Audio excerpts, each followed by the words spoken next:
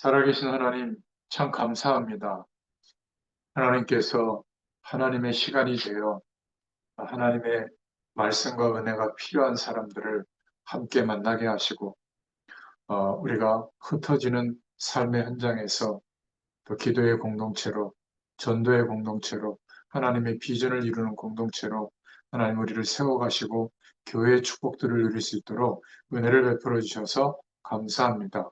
하나님께서 원하시고 인도하시는 가장 중요한 그 길을 따라 우리의 전생이 하나님의 축복을 누리며 그 축복을 전달하는 전도자의 인생이 되도록 축복하여 주시옵소서. 오늘도 천국 복음을 말씀하시는 주의 음성이 우리에게 모든 것에 답이 되게 하시고 또 하나님의 능력이 임하는 축복의 말씀으로 역사하여 주시옵소서. 함께 하실 줄 믿사옵고 예수님의 이름으로 기도드렸습니다. 아멘. 네, 하나님 말씀은 마태복음 15장 10절부터 20절입니다. 15장 10절부터 20절입니다. 같이 봉독합니다. 무리를 불러 이르시되 듣고 깨달으라. 입으로 들어가는 것이 사람을 더럽게 하는 것이 아니라 입에서 나오는 그것이 사람을 더럽게 하는 것이니라. 이에 제자들이 나와 이르되 바리새인들이 이 말씀을 듣고 걸림이 된 줄 아시나이까. 예수께서 대답하여 이르시되 심은 것마다 내 하늘 아버지께서 심으시지 않은 것은 뽑힐 것이니 그냥 두라. 그들은 맹인이 되어 맹인을 인도하는 자로다. 만일 맹인이 맹인을 인도하면 둘이 다 구덩이에 빠지리라 하시니 베드로가 대답하여 이르되 이 비유를 우리에게 설명하여 주옵소서. 예수께서 이르시되 너희도 아직까지 깨달음이 없느냐? 입으로 들어가는 것은 배로 들어가서 뒤로 내 버려지는 줄 알지 못하느냐? 입에서 나오는 것들은 마음에서 나오나니 이것이야말로 사람을 더럽게 하느니라. 마음에서 나오는 것은 악한 생각과 살인과 간음과 음란과 도둑질과 거짓 증언과 비방이니 이런 것들이 사람을 더럽게 하는 것이요 씻지 않은 손으로 먹는 것은 사람을 더럽게 하지 못하느니라. 아멘. 네, 오늘 마태복음 72번째 시간이네요. 벌써. 오늘 제목은 신앙생활의 형식과 내용이라는 제목입니다. 어, 한 나라의 공직자로서 선출직 공직자로서 높은 직업이라면 뭐 대통령 말고는 국회의원이 되겠죠. 한 나라의 법을 만들고 결정하는 일을 하기 때문에 좀 권한과 책임이 높은 그런 위치에 있습니다. 그런데 우리나라만 그런지 몰라도 국회의원을 다 마치고 나서 그 뒤에 삶을 보면 실패하고 있는 분들이 많은 것 같아요.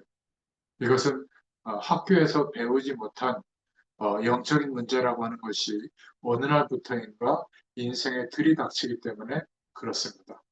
그래서 우리가 인생에 대한 정말 어, 답을 주고 또 그 인생이 회복되도록 돕기 위해서는 오늘 말씀을 통해서 세 가지를 알아야 될 줄로 믿습니다.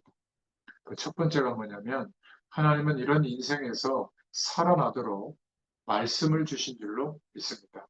하나님의 말씀은 반드시 성취되기 때문에 말씀을 잘 듣고 우리 심령에 담아야 됩니다. 그런데 유대인은 말씀을 받았지만 원뜻에 대해서 착각했죠. 행위를 중심으로 또 모세의 정한 율법으로 또 정결의식이라든지 생활의식으로 할례의식으로 이런 것들을 지켜야만 하나님의 구원과 하나님의 축복을 받는다고 착각했습니다. 어, 유대인들은 하나님의 말씀을 붙잡기는 붙잡았는데 잘못 붙잡은 것이죠. 제자들이 지금 오늘 본문에 보니까 무엇을 먹을 때 유대인의 그 생활 규칙과 율법으로는 손을 반드시 씻어야 되는데 그냥 먹은 겁니다.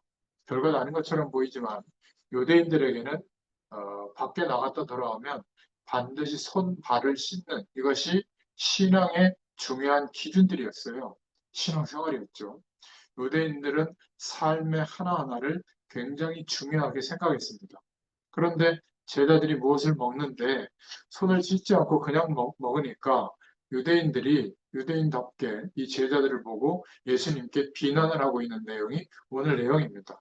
아니, 어째서 당신의 제자들이 거지처럼 무엇을 먹을 때 손을 씻고 먹어야 되는데 그냥 먹냐? 이렇게 비난을 한 거예요. 뭐, 틀린 말은 아니잖아요. 맞는 말이잖아요.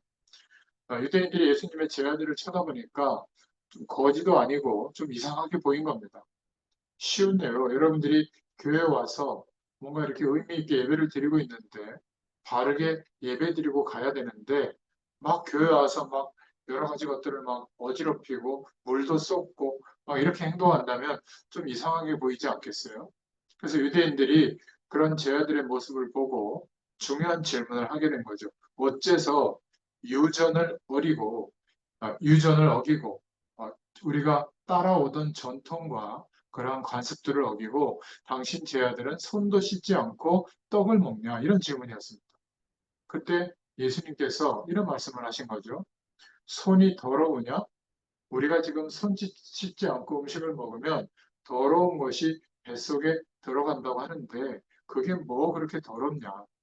더러운 것은 맞긴 맞지만 내 속에서 나오는 것이 더 더럽지 않느냐? 지금 예수님이 하신 말씀의 내용이에요. 우리가 이 말씀을 통해서 생각해 볼 부분이 많습니다. 한마디로 유대인들은 많은 삶을 실천하고 노력하고 배웠으면서 왜 그 생활에서 그런 삶을 실천하는지는 진짜 의미는 모르고 있는 겁니다. 그러니까 유대인의 생활의 율법과 정결의식과 모세의 율법을 지키는 것은 왜 그렇게 했냐면 오실 메시아의 약속을 붙잡도록 한 내용이거든요. 근데 진짜 의미는 모르고 실천만 열심히 하고 있는 거죠. 굉장히 중요한 것을 놓쳤다고 볼 수가 있습니다. 요즘 좋은 책들 이런 것들이 좀 많이 나오고 있는 것 같은데 요즘은 제가 서점에 들 시간도 없고 또 워낙 뭐 책값이 비싸더라고요. 제가 한참 이렇게 책 좋아해서 볼 때는 그래도 10,000원 이하였는데 요즘은 뭐 20,000원 이하가 별로 없는 것 같더라고요. 아무튼 그 책을 이렇게 쭉 훑어보다가 꽂아놓기만 하는데 그걸 좀 훑어보니까 좋은 책이 많이 나오는데 공통점들이 있더라고요. 이렇게 쓱 훑어보니까 뭐냐면 뭔가가 이렇게 사실적으로 합리적으로 생각하도록 그렇게 쓰여진 책들이에요. 참 다행스러운 거라고 생각합니다. 그런데 예전에 아주 나온 책들을 보면 적극적 사고방식, 하면 된다, 막 이런 것들을 많이 그 속에 넣어서 부추기는 내용이 많았거든요. 이게 지금은 뭔가 사실대로 합리적으로 이렇게 하도록 생각하도록 하는 것이 느껴졌습니다. 좀 다양한 일이죠. 오늘 여기에 등장하는 유대인들의 좋은 점, 장점도 있습니다. 이 유대인들은 성경 말씀을 먼저 받은 민족이잖아요. 그리고 메시아가 아브라함과 다윗의 자손 예수 그리스도의 세계라 유대 민족의 혈통을 타고 이제 어, 마리아의 남편 요셉에까지 그 혈통의 족보가 내려오고 예수님은 바로 그 요셉의 부인이죠. 마리아에게서 동정녀의 몸에서 성령으로 잉태되어서 이 땅에 오십니다. 아무튼 메시아가 유대 민족에서 태어났고요. 복음이 어디에선가 시작돼야 되는데 하나님께서 이스라엘에서부터 시작되게 해서 땅 끝까지 증거되어지도록 하신 겁니다. 그런 면에서는 유대인의 아주 중요한 점들이 있죠. 그리고 이 사람들의 신앙생활 방식이나 내용이 아주 뛰어납니다. 성경을 근거로 나름대로 실천하고 있거든요. 뭐 일례로 미국의 뉴욕의 맨하탄의 건물들이 부동산으로서는 제일 비싸다고 하잖아요. 거기에 건물 대략 40%가 유대인의 소유라고 합니다. 그 정도로 삶의 방식과 내용이 뛰어납니다. 자, 그런데 오늘 14절에 보니까 이들을 가리켜서 예수님이 소경이라고 말한 거예요. 틀린 말을 한 것이 아닌데 왜 손을 안 닦고 저렇게 떡을 먹습니까? 이렇게 지적한 건데 왜 소경이라고 하셨을까? 소경을 인도하면 결국 둘 다 구덩이에 빠지게 된다. 오늘 마태복음 15장 14절에 예수님께서 유대인들을 보고 소경이라고 말한 거거든요. 소경은 무엇을 마음대로 할 수가 없죠. 지금 이 유대인들이 와서 예수님에게 틀린 말을 하지 않았는데 예수님께서는 소경이라고 그랬습니다. 소경이 소경을 인도하면 어떻게 되겠느냐? 가다가 구덩이에 빠지지 않겠느냐? 지금 유대인들이 질문한 것은 틀린 질문이 아닙니다. 손 씻고 밥 먹으라는 거 아니에요? 유대인이 아니라도 뭔가 좀 배운 집에 가면 손을 좀 닦고 이렇게 천천히 식사하잖아요. 근데 예수님이 반대말을 한 거예요. 그것이 더러운 건 맞지만 더 더러운 것은 너희들 속에 있는 것 아니냐. 이 말을 듣고 유대인들이 얼마나 당황했겠어요. 너희들은 소경이다 그랬습니다. 왜냐하면 볼 것을 정말로 못 보고 있다고 말한 거거든요. 여러분의 부모님, 여러분의 조상, 선조들이 열심히 살았는데 왜 그렇게 망하는 자리에 가 있었을까? 뭘 몰라서 그런 겁니다. 열심히 공부하고 대학을 가고 다 했는데 그렇게 열심히 살고 난 뒤에는 왜 재앙이 들이닥칠까요? 오늘 말씀처럼 세수도 하고 손도 씻고 다 했지만 뭔가 실패의 그림자가 늘 어린머리로 있거든요. 뭔가를 모르고 있는 겁니다. 지금 예수님이 그 이야기를 하고 있는 거예요. 그러면 두 번째로 유대인이 몰랐던 영적인 것이 무엇일까? 몇 가지를 한번 살펴보자면 유대인들은 열심히 그렇게 모세의 율법을 따라 생활 의식과 할례 의식과 또 정결 의식을 쫓아서 열심히 종교 생활을 했지만 너무나 중요한 원죄가 무엇인지 몰랐습니다. 그러니까 아담 이후에 모든 인간은 하나님을 떠나서 출생했기 때문에 생명이 없거든요. 그러니까 사람의 후손, 아담의 후손으로 오는 사람은 절대로 누군가의 죄의 문제를 해결할 수 있는 구세주가 될 수가 없는 거죠. 그래서 사람의 후손으로 오지 않는 분, 그게 여인의 후손이에요. 그 언약대로 오시는 분, 사람의 후손이 아니어야 원죄를 대속하는 그 대속의 축복을 우리에게 허락할 수가 있는 거거든요.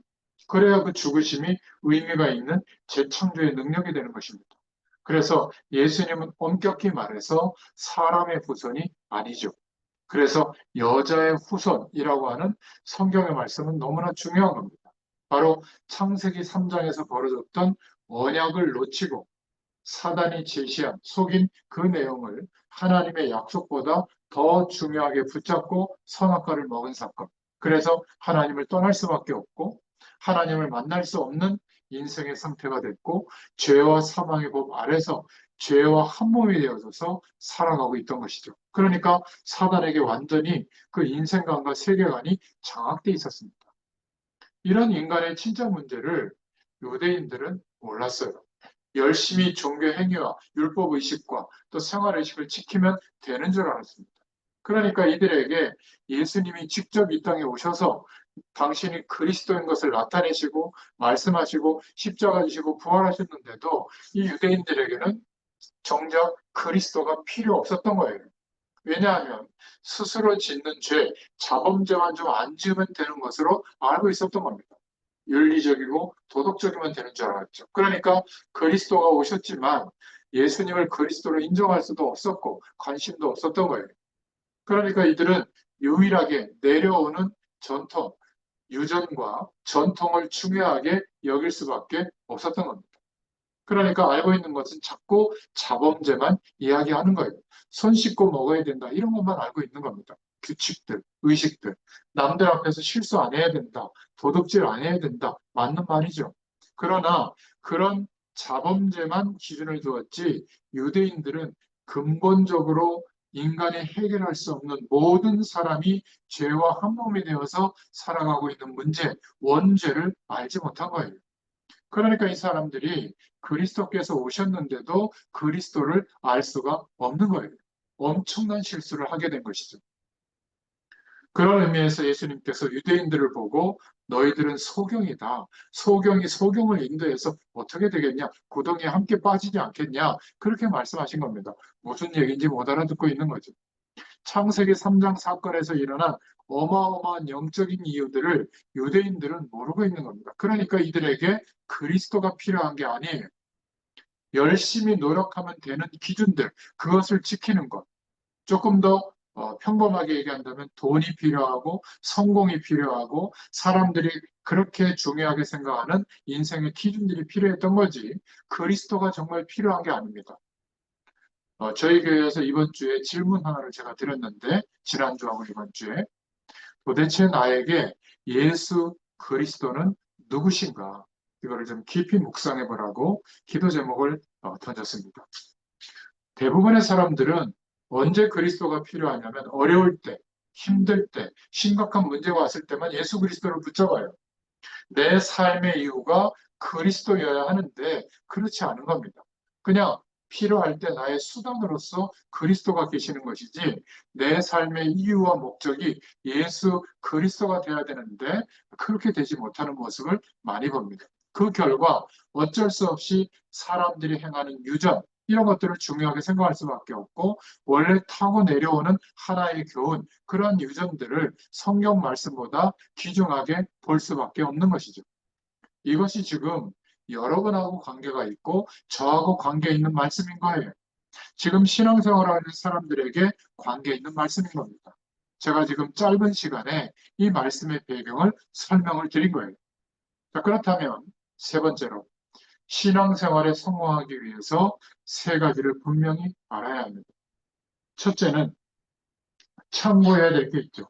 유대인들이 살았던 삶의 방법은 우리가 참고하고 알아야 됩니다. 그들은 성경 말씀을 근거로 살았죠. 그것이 맞다는 증거로 그들은 실제로 세상을 정복하는 노력과 결과를 갖게 됐습니다. 3살 때부터 유대 교육을 시작하고 경제 공부를 병행한다고 해요. 쉐마, 토라, 탈무드를 통해서 교육하죠. 우리는 실제로 신앙생활 하면서 생활과 삶과 경제에 대한 부분들을 하나님이 허락하시는 축복의 내용들을 많이 놓치고 있습니다. 그러니까 유대인의 삶 자체가 틀린 것은 아닙니다. 그러나 두 번째로 기억할 것은 정말로 유대인은 올바른 복음을 놓친 겁니다. 그래서 예수님이 소경이라고 말씀하신 거거든요. 인간이 왜 그렇게 노력하는데도 실패와 재앙과 절망이 오는지 몰랐던 거예요. 한마디로 복음에 대해서는 소경이었던 겁니다. 유대인들은 삶을 다 배웠는데도 예수 그리스도가 누구신지, 복음의 가치가 무엇인지를 모르고 있었던 겁니다. 여기에서 큰 실수가 온 것이죠. 오늘 저와 여러분이 깨달아야 될 부분입니다. 오늘 유대인과 예수님과의 대화를 보면서 무조건 유대인이 나쁘다 이렇게 말하고 있는 게 아니에요. 예수님께서 유대인을 보고 나쁘다고 말하기보다는 영적으로 눈을 뜨지 못하고 있는 소경이다 그렇게 말씀하신 겁니다. 소경이 소경을 인도하려고 하니까 되겠냐 그렇게 말한 것이거든요. 그러니 당연히 열심히 노력하는데 목적은 이루었는데도 여전히 재앙이 들이닥칠 수밖에 없는 거죠.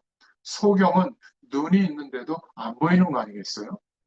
여러분이 오늘 하나님의 말씀을 붙잡고 하나님의 은혜와 하나님이 허락하시는 성공의 길로 들어서게 되기를 축원합니다. 영적인 눈을 뜰 수 있기를 바랍니다.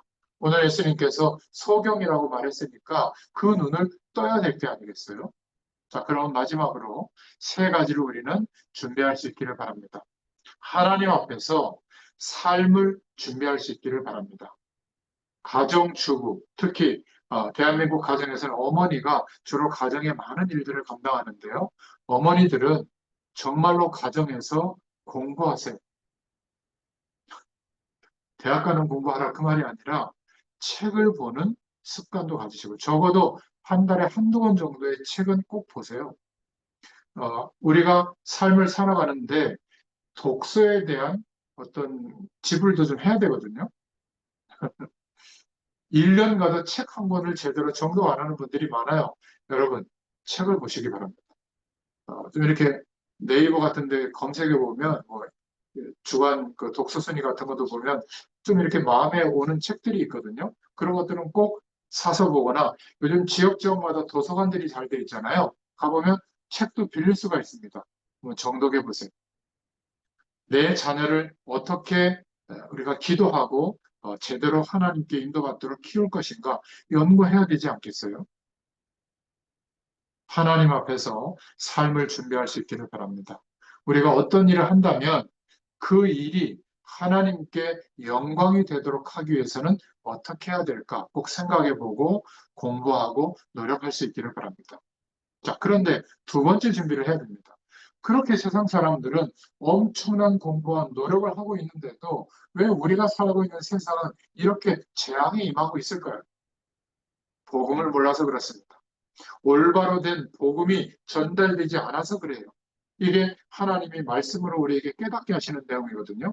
영적으로 죽어가고 있는 것을 모르고 단지 손 씻는 것밖에 모르니까 영적으로 소경이 아닌가 그렇게 말씀하고 있는 겁니다.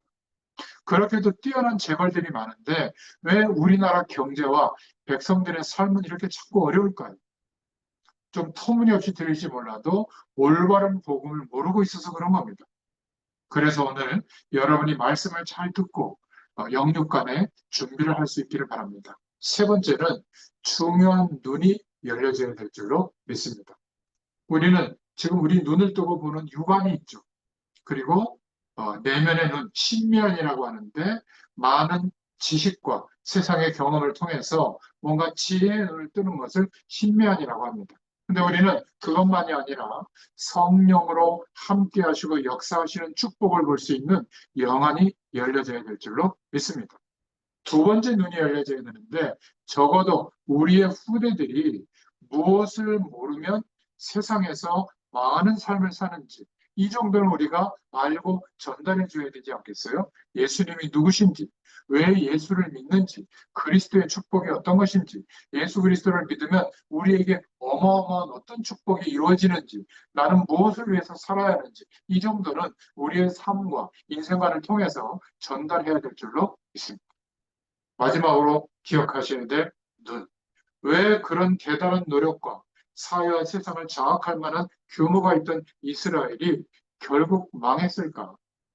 AD 70년에 로마 장군 디도 장군에 의해서 이스라엘은 멸망당하고 이제 총독이 파견된 총독 밑에 다스리는 그런 나라가 된 겁니다. 오늘 이 중요한 눈이 열릴 수 있기를 축원합니다. 여러분, 오늘 말씀을 통해서 나는 어떤 신앙생활을 해야 될까? 어떤 형식과 어떤 내용으로 해야 될까? 오늘 말씀을 통하여 중요한 주의 음성을 들으시기를 축원합니다. 기도하겠습니다. 하나님께 감사를 드립니다. 오늘 중요한 시간이 되게 하신 줄 믿습니다. 영적인 눈이 열리는 시간이 되게 하여 주시옵소서. 우리에게 형식도 배우게 해주시고 더 중요한 복음의 내용도 알게 하여 주옵소서. 그래서 오늘 응답받는 날이 되기를 기도합니다. 오늘 모든 주의 백성들의 가정에 축복의 문이 열리기를 기도합니다. 오늘 모든 하나님의 백성들, 그 후대들에게 영적인 문제가 있는 자녀들이 있다면 오늘 정말 말씀을 붙잡는 축복의 시간이 되도록 역사하여 주시옵소서. 그러한 어려움과 문제 때문에 하나님의 말씀을 붙잡고 자손대대에 이 영원한 하나님의 축복을 누리게 하여 주시옵소서. 오늘 영원히 열리는 날이 되기를 정말로 간절히 기도합니다. 예수님의 이름으로 간절히 축복하옵고 기도하옵나이다. 아멘. 감사합니다.